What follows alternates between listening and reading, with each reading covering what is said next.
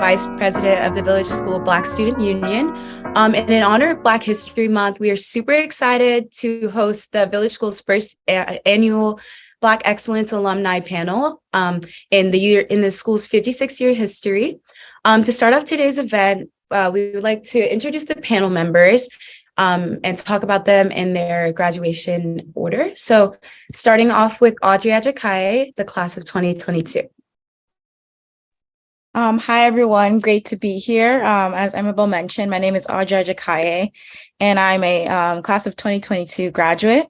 And now I am an undergrad at the University of Pennsylvania. I am studying finance and entrepreneurship, and I'm still running my company called Love My Skin, which is a skin positivity and skin health e-commerce website. Glad to be here.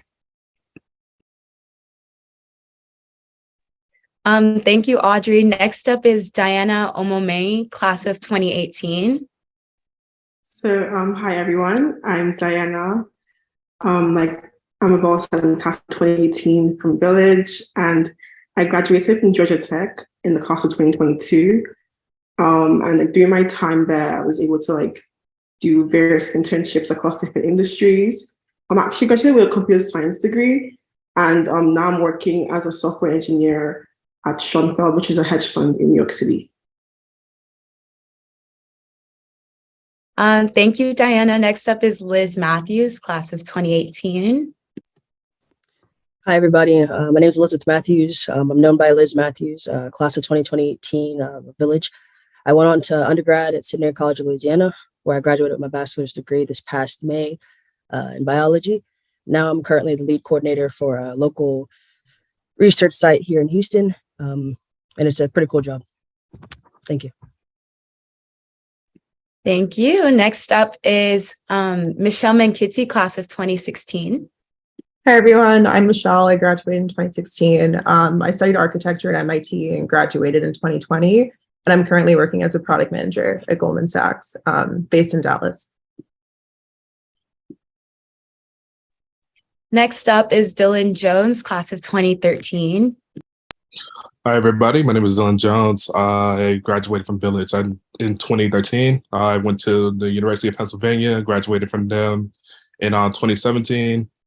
Then I went to Rice University to get my master's and graduated there in 2019. I currently work for Asheville Healthcare as a pharmaceutical rep, but I also kind of work with the NBA too, doing recruiting stuff for them, for any team that needs to do stuff, and have a couple nonprofits also.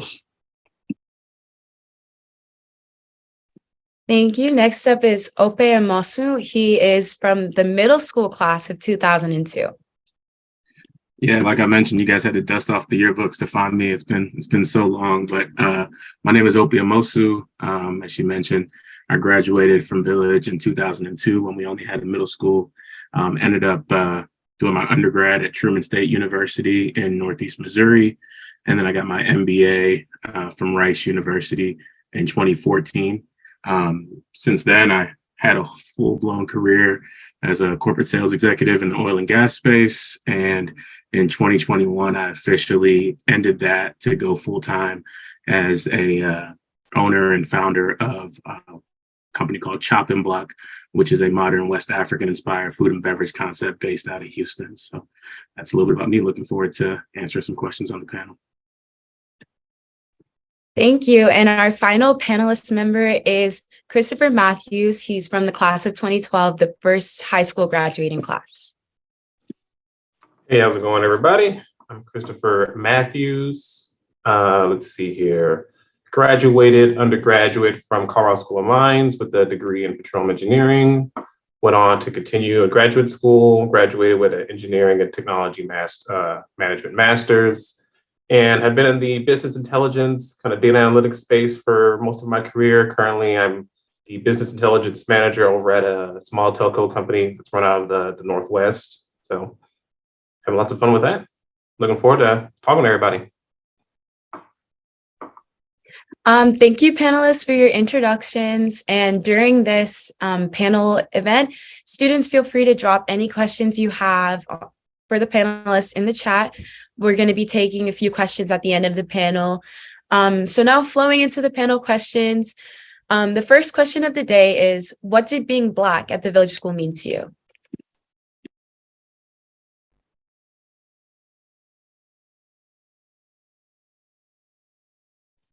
I'll go ahead and take a stab here first. Being Black at the at Village was a very different experience, especially for the first high school class, as we were a very small group.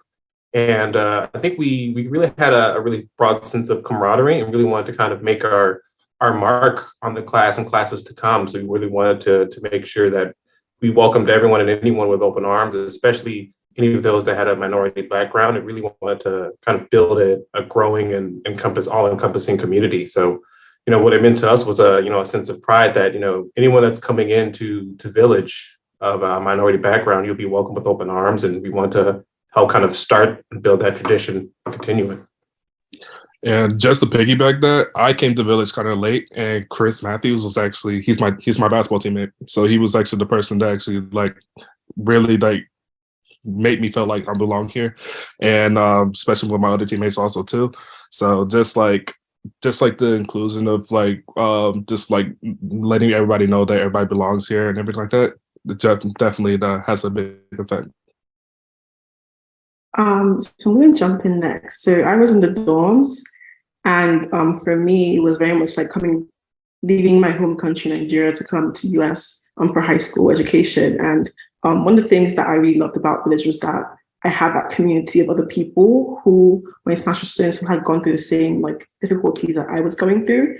So I was able to find a family at Village. My best friends today are from Village, and that was something that I was really excited about. I wanted to give back for that, and so my friend Muno, who's actually also a 2018 grad, we started a club called One Africa, and then it changed to African Student Union, and then it went on to change to Black Student Union. And for us, it was a way for us to give back to Village and the community that we found, and that helped us grow to who we are today.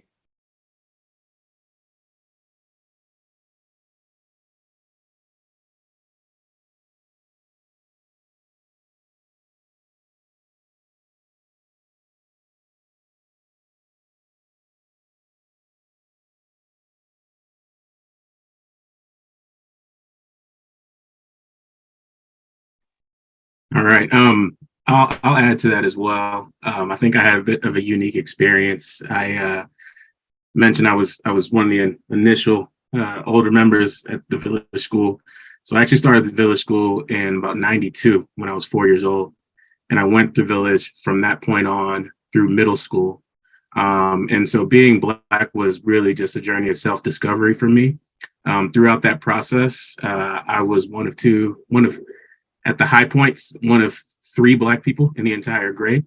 And when I graduated middle school, there were 3 of us in the entire middle school. So, there was definitely, to your points, a sense of kinship that I had with the others in the class. But also, I think the influences of just understanding what it meant to be Black. I'm also Nigerian, so the experiences I had in my household often differed from what I experienced in school. So it was definitely, just a big moment of self-discovery that ultimately has shaped me into having, the varied perspectives and ultimately understanding, the beauty of different backgrounds, which is something that I cherish today. And I think it's served me well. So I'm very, very just also impressed. I don't often get to come back to campus, but the times that I have come back, I've seen a lot more Black people. And, that's a win for sure. So I love the direction and the diversity that's continuing to grow at the school, and things like this again just kind of make me proud. So that's my 2 cents. I would echo that. I joined Village in 7th grade with Miss Merrifield, hi Miss Merrifield, and I think there were maybe 3 Black students, and then I graduated. So came at 12, left at 18, and a lot of new Black kids that were coming into the school and from different places. So it was also super interesting for me. I come from a Nigerian background, but it was cool to see kids from different countries and get to learn about their cultures. So I think as I aged, Blackness meant more and became more diverse for me to understand. So that was also really nice. Yeah, I would just add on to that. For me, since I just graduated, I'm obviously on the other end getting to see what Village became. But when I did start, there was, I think, maybe 3 Black people in my grade. I'm a Village lifer. So I started in 2008.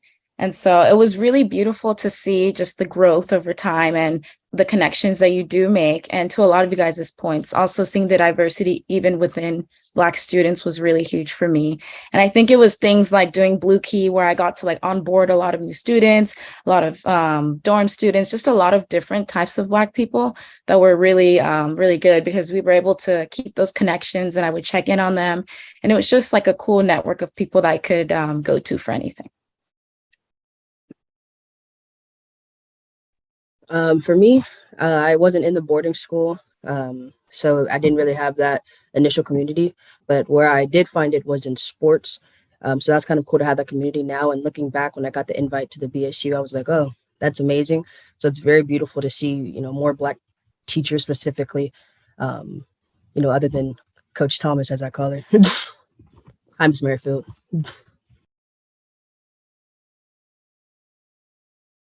Thank you, everyone, for sharing such insightful points on what being Black meant to you. Kind of transitioning into the next question, I'm sure there's one thing that our audience today would like to know. Could you guys all share one thing about your upbringing that you think most helped you become successful to the people who you are today?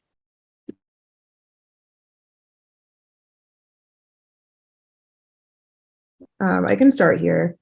I think my parents did a really good job of like making sure my interests were really balanced. I would say during my time at Village, I spent a lot of time studying, of course, but spent a lot of time doing sports.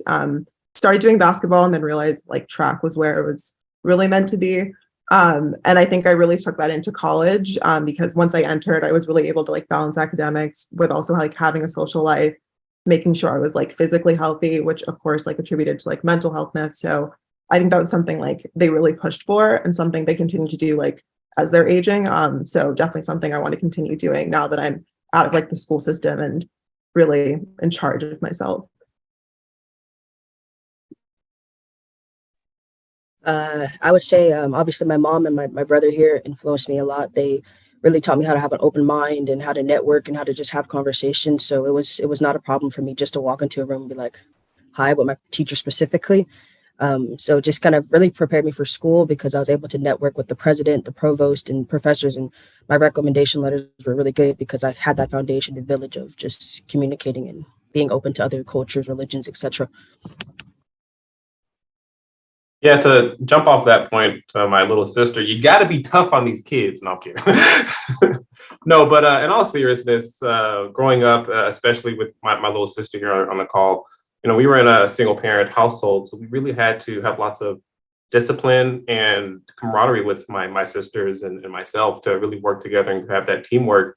Even though we would have our differences from time to time, we had that discipline and respect for each other to continue to work together and try and fill in the blanks where maybe some other people fall short and trying to find our own niche within our family system. And that kind of helped develop our outward communication skills as well. So, that discipline and that teamwork from a young age really came into play as we both grew and developed as a young adults.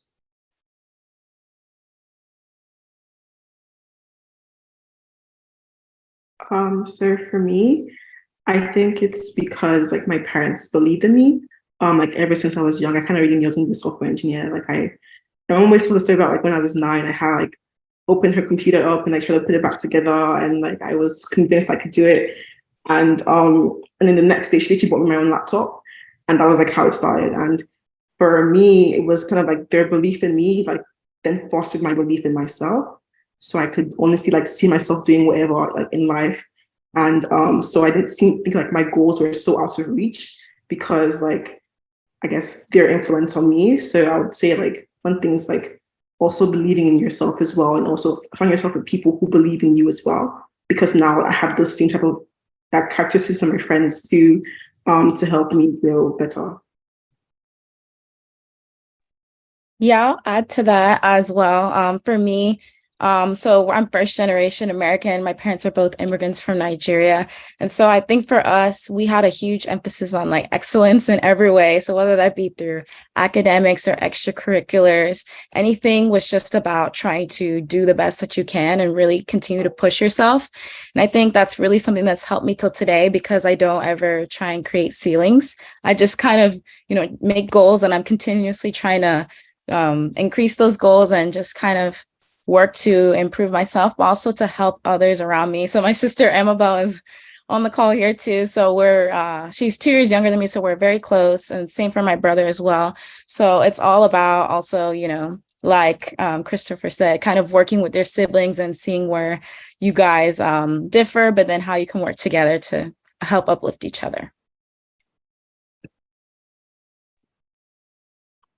I think for me, it was definitely my family, and it was not just my family, but just like I was big in a big sports family, and but one thing that Village made me realize that there's going to be a life after sports.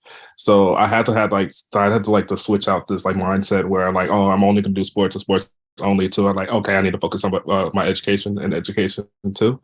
And so I was like, okay, I need to use that as basically motivation to get to a place where I really wanted to go. And I knew I wanted to go to like a really good school. So I knew I wanted to try to go to the Ivy League school. So I was just like, all right, so how can I use sports, my family, my friends as motivations to get to that area? And so the way that I did that is that wasn't afraid for like the pressure that my family put on me, but I also wasn't afraid of the pressure I put on my own self to get to the place where I'm at.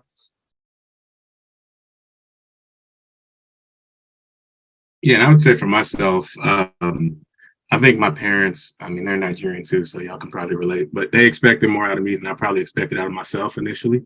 And I think a lot of that show, Miss Merrifield can probably attest to this, because I wasn't the best at Village for many times, but it's just the beauty of surrounding yourself with people who will help elevate, elevate you, and ultimately help you to learn, and ultimately, again, from a collaborative standpoint as well, help you to excel.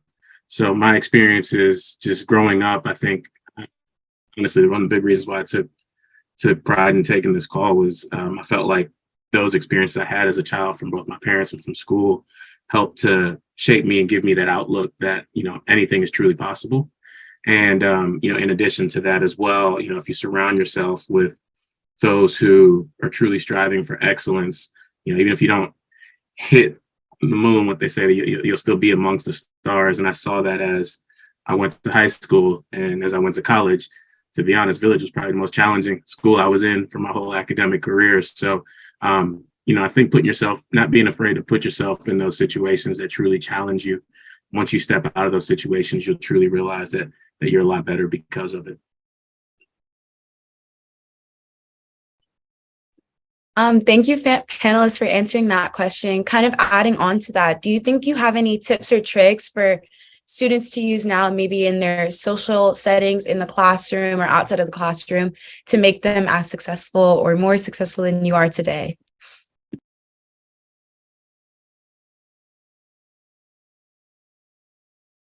I think a big thing that I guess I'll preach, for lack of a better term, is don't be afraid to ask questions. I find that many times going through different courses and even in the workplace, there may be lots of people that have the same question as you.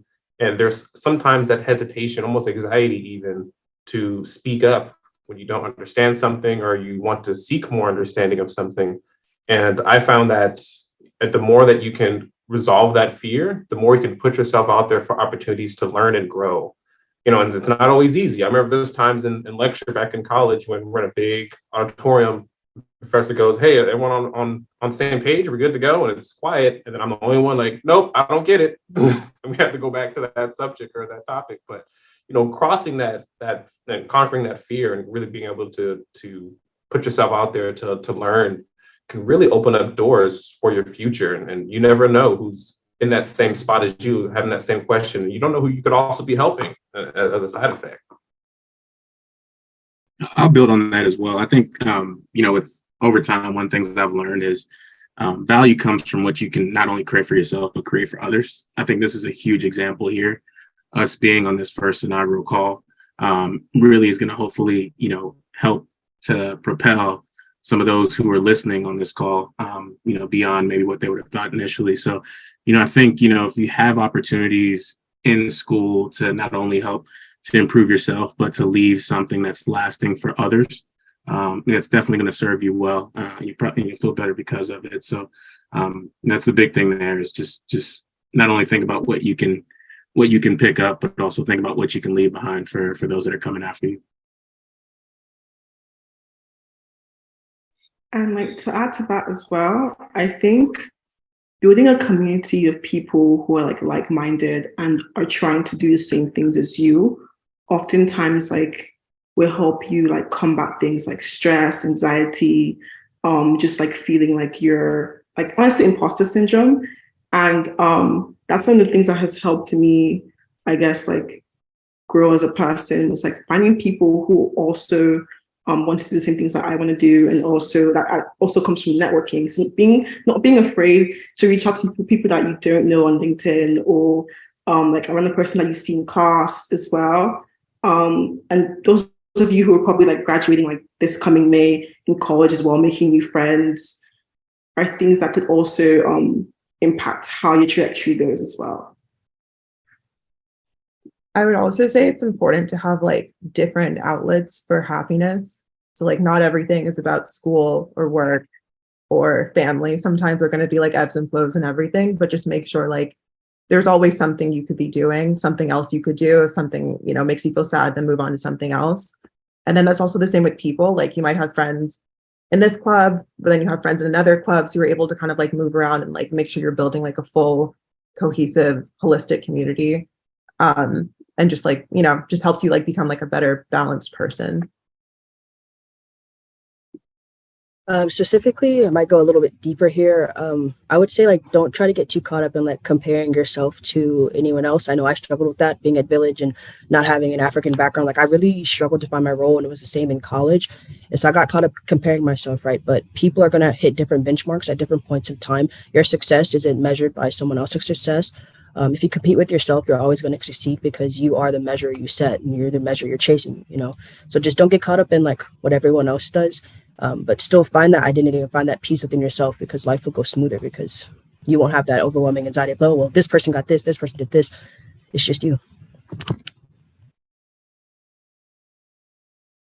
Yeah, I definitely agree with what Liz said, especially coming into college now. I've really, really learned that is like, you need to decide for yourself what your own personal goals are going to be and just strive towards that.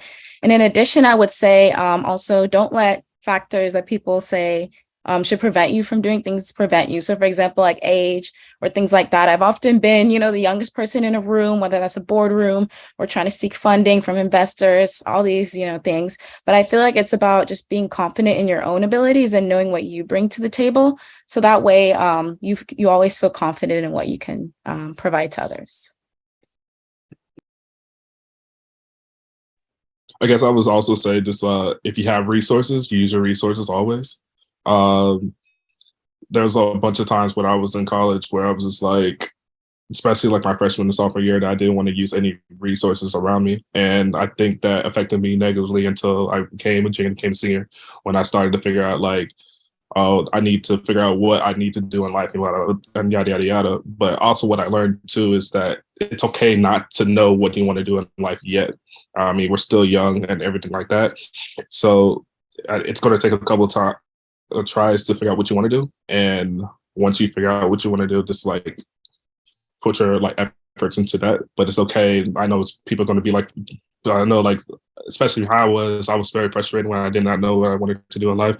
I had different career paths, like multiple different career paths, and now I'm at the place where I want to be. So it's okay to be frustrated.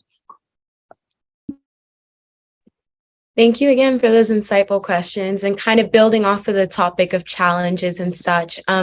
What challenges did you guys face during college, grad school, or in your careers? And how did you find a way to overcome these challenges?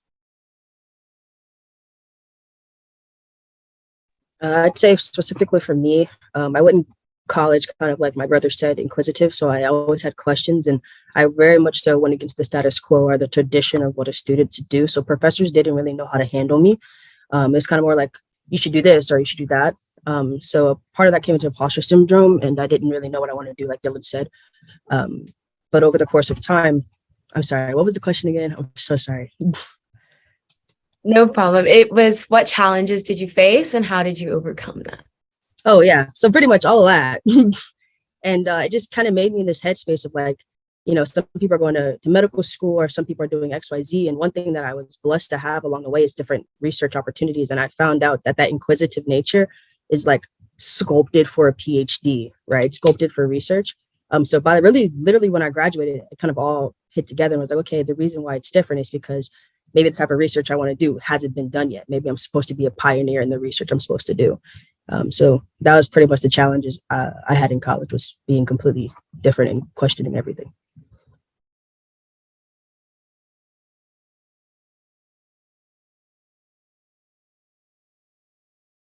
So for me, I think I have like it's a lot to go into, but I'm gonna focus on like my top three ones. My first one was managing my time. When I came in as a freshman, I wanted to do every single thing that was possible. I did fencing, I did boxing, I joined ASA, I joined NSB, National Society of Black Engineers. I joined the Society of Women Engineers. Like I was doing everything.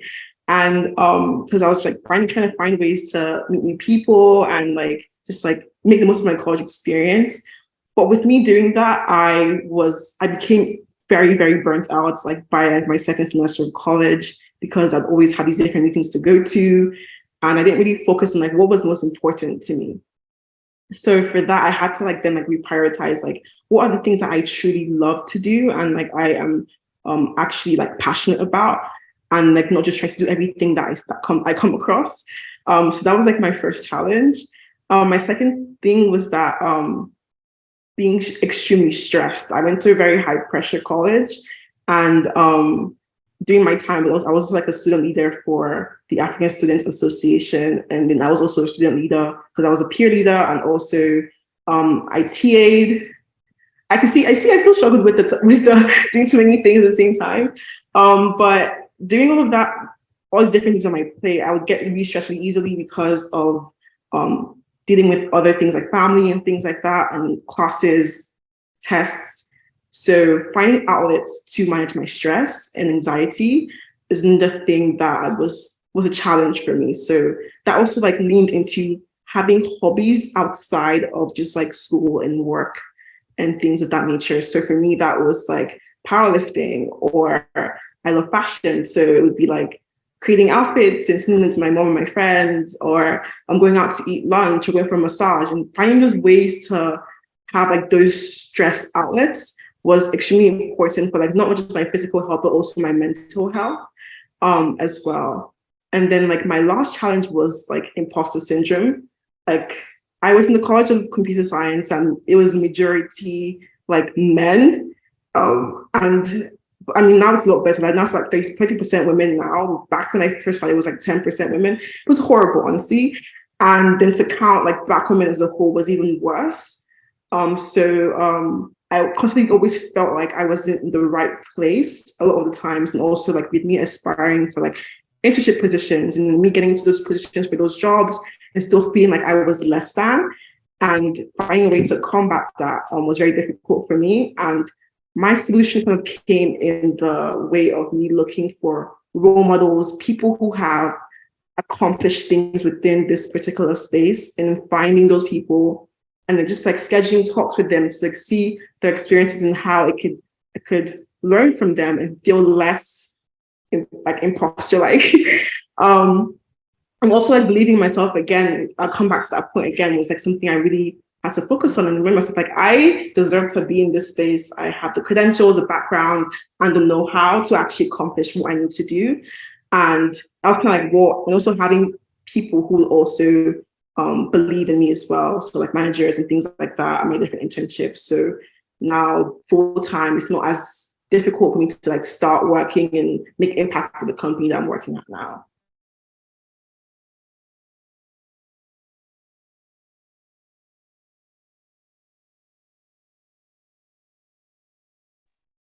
I can go next. I also had to deal with imposter syndrome. I think it took me a really long time. I want to say it was only until my sophomore year that I got a little bit more confident. I think a lot of that was more so to do with what I decided to study in school. And I think that was a little disappointing because it was something I knew I wanted to study from like age 8, architecture, but I went to a very STEM and technology focused school where that was just something not many people did. So always kind of doubted that I wasn't technical enough or wasn't someone that could be taken seriously within that space. But like you said, Diana, I really like what you said, like making sure you're finding people that are that have the same interests as you, that have the same values as you maybe, and that can kind of like help you and guide you and also just make you feel more confident in the spaces that you're in. So that was really helpful for me. I kind of really leaned into my architecture community. I was also running track, and they had a lot of really cool majors and things they were doing and out of school activities. So that was also really nice to lean into that community.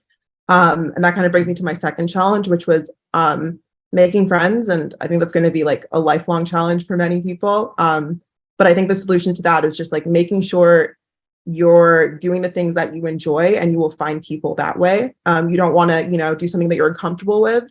You want to make sure you're building community organically, because it's better to have like one good friend than many mediocre ones. And you want to make sure they're, making you a better person ultimately. And hopefully you can also impact them positively as well.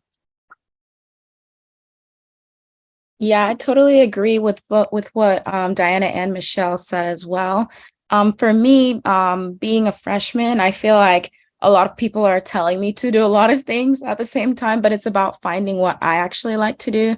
So for example, like I want to pursue entrepreneurship, hopefully after I graduate with my company, but there's not really that many other people doing that. So like you both said, it's about finding those mentors, finding those people. And like Diana said, I always am on LinkedIn trying to cold email people, and, it may be difficult at first, but I feel like getting over that challenge of so much anxiety around, like I don't want to email them, or I'm bothering them by asking them to take time to understand like their work or stuff was huge for me, because now I'm able to organically reach out to people, and it's really helped me kind of frame what I want my future to look like. And while I'm still young, I feel like at least now, because I've been able to talk to people, I can gain that inside experience into the different industries that I could pursue going forward. Audrey, I'm happy to be a resource for you when it comes to entrepreneurship if you need one. So I'll throw that out there. Man, I've had a lot of challenges. I'm trying to think of one that would be, easy to take home today. But I think we've talked a lot about imposter syndrome. We've talked about really what I say is limitation, and I think that's something that I've kind of throughout life. When you look back, there's often times where you deal with that.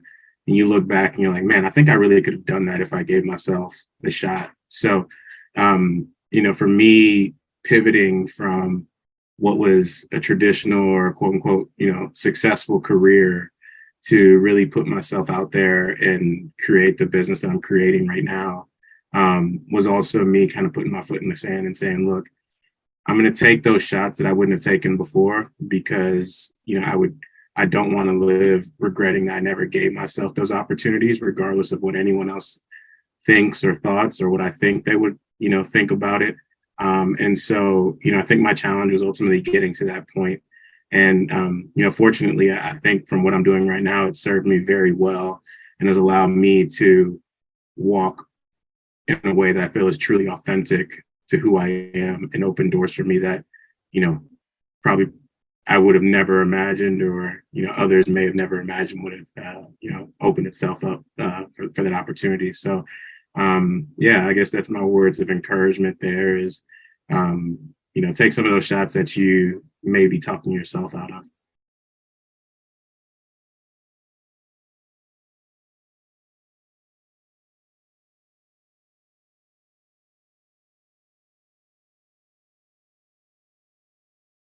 Okay, then moving into our last question, before we open up the floor to any student questions or teacher questions, what would you say your superpower is, and what can Village students learn from your experience to date?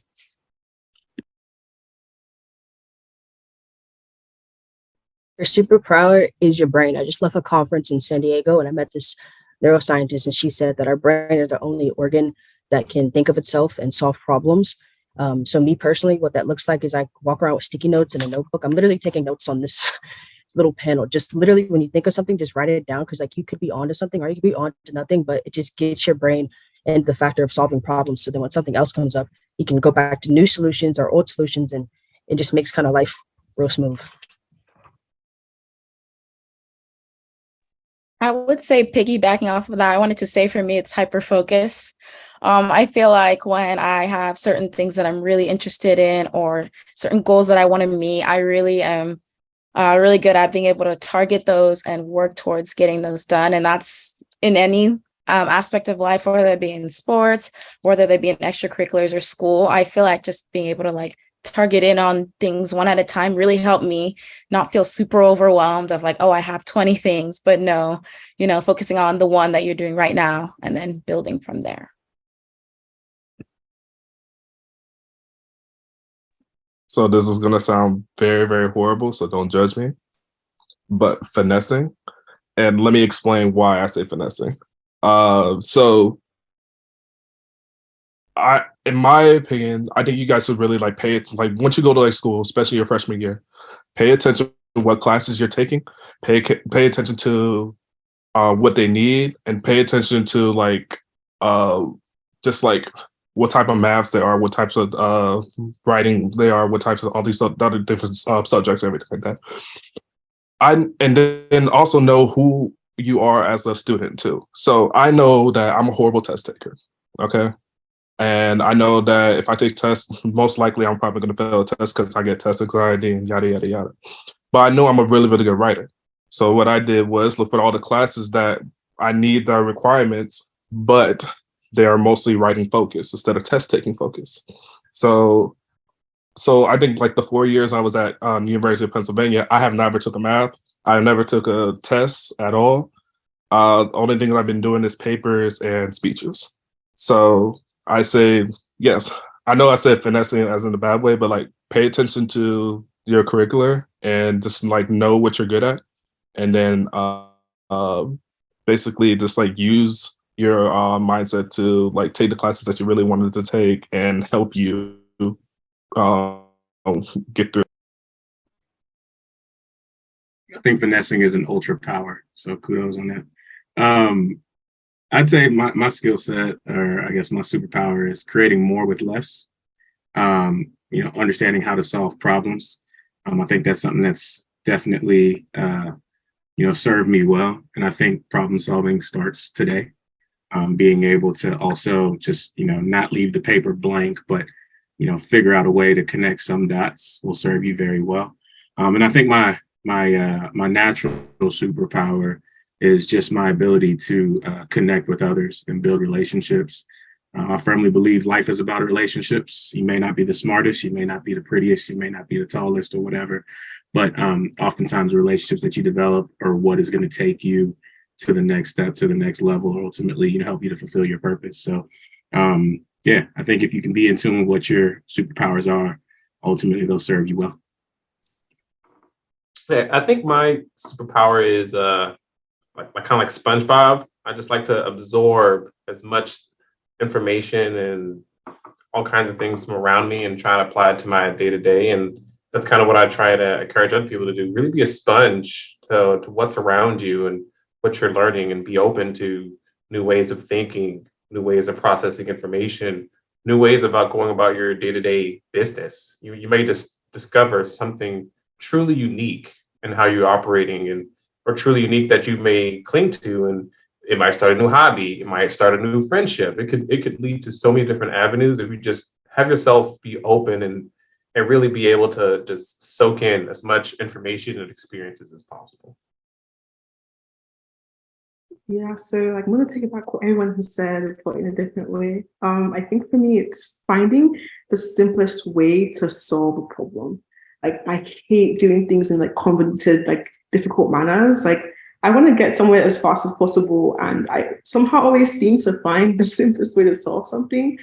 And like it even applies to like even like with my field as well. Like I would say like in machine learning, you find the simplest model is usually more preferred over a complex model. And because like in life, that way we can be more efficient and like not, it doesn't feel so stressful and things of that nature. So I think it's when it feels so difficult, there should be an easier way to tackle that problem. Yeah, and I'd say mine is persuasive. Even like anecdotally, like as a kid, I could kind of like argue my way out of getting in trouble. My sister hated that. But and then like growing up, I think like a lot of the opportunities I've gotten is because like once I get FaceTime with someone and I really want something, I think a lot of the times I'm able to kind of prove why I should get it. And of course, some of that is like you need to make sure you have the right credentials and things to back it up. But at some point, it's just soft skills, like can you talk to someone and make sense and kind of like making sure you are able to, state what you want and why you want it. So yeah, that's something I think it's a skill I still need to work on, but I think it's something I'm so far pretty good at, and it's helped me get to where I am right now.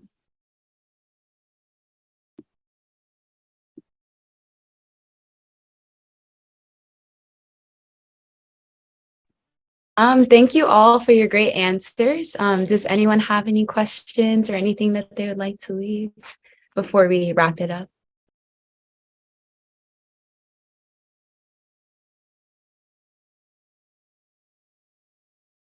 Okay, well, it looks like there's no questions, which means our panel members have done a great job today. Thank you, guys. First of all, I want to send a very big thank you to our panel members for taking time out of their days and speaking to our students today. I hope everyone got out a little thing or two to take home with them and then apply to their own lives. And finally, thank you to everyone who joined. Happy Black History Month, and we are looking forward to hosting many more events to come. Thank you, everyone, and have a wonderful day. Panelists, if you'll stick around, and I also want to just say thank you to Amabel. Amabel, this was fantastic. Panelists, I mean, we know you're amazing. We've seen you grow. So again, thank you so much for being here. And I do want to snap a picture. So if the panelists will all just smile, whatever it is you want to do, I'm going to count it down. And I do want to say something before we wrap up, before everybody hangs up. So I will take this picture, but I would like to give some last words as well as the old head in the room. Well, give some last words and then we'll take the picture. Yeah, no, but definitely as the old head in the room, you guys have no idea how much joy this brings to me to see where Village has come. Again, I mean, I was the kid in the 90s back on campus, graduating in 2002, and I could never have imagined, how colorful, the class would become in more ways than one. So I'll speak, on behalf of the alumni that I can, just to say that I really do appreciate the way you guys are taking that charter, moving it on and setting the bar beyond probably where we left it. So kudos to you guys. It's been impressive and I'm grateful to be on this. And for those who are in Houston, if you ever find yourself at the post, feel free to come and say what's up to me or my team over at Chop and Block. We'd love I'd love to connect with you guys and mention that you came from Village. It'd make me happy and hopefully we can make your day as well. So that's it. But thank you guys so much for all y'all are doing. Thank you for that. All right. So, all right, everybody smile. I'm going to count it down. And 1, 2, 3, cheese. Perfect. All right. Thank you so much again. This has been recorded, so we will be sharing this with students who did not have the opportunity to log on, and also some staff members as well. And so we'll be in touch with all you alumni. Thank you again so much. Thanks, Amabel. Thank you, everyone. Have a wonderful day and happy Black History Month.